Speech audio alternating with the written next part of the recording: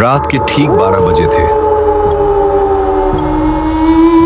गांव सोनपुर पूरी तरह सन्नाटे में डूबा हुआ था। दूर दूर तक सिर्फ पीपल के पत्तों की सरसराहट और कभी कभी किसी जानवर की अजीब चीख सुनाई देती थी। उसी गांव में रहता था ध्यान, एक शांत, कम बोलने वाला लड़का जिसे लोग साधारण समझते थे। लेकिन उस रात के बाद कोई भी उसे साधारण नहीं कह सका। ध्यान को बचपन से ही अजीब सपने आते थे।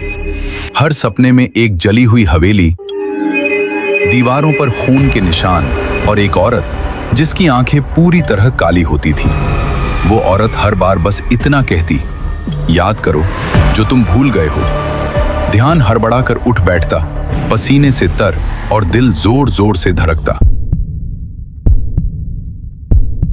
एक दिन गांव के बुजुर्ग ने बताया कि जंगल के पास जो पुरानी हवेली है, वहां आज से 50 साल पहले भयानक आग लगी थी।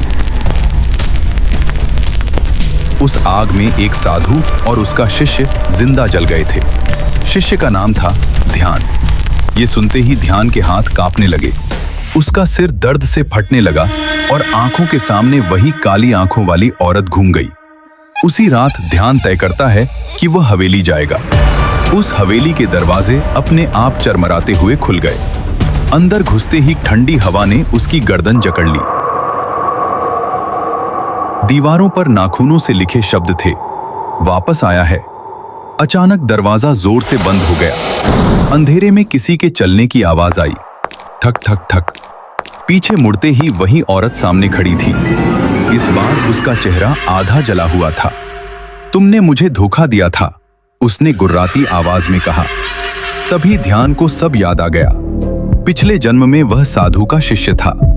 उसने लालच में आकर काले मंत्रों का प्रयोग किया। उसी शक्ति को पाने के लिए उसने अपने गुरु को आग में झोंक दिया। लेकिन मंत्र अधूरा था और उसी आग में वह खुद भी मर गया। वह औरत उसकी गुरु की साधना से बंधी आत्मा थी। अब हिसाब बराबर होगा, आत्मा ने कहा। हवेली की दीवारों से आग की लपटें उठने लगी। सुबह जब गांव वाले हवेली पहुंचे तो वहां सिर्फ राख थी।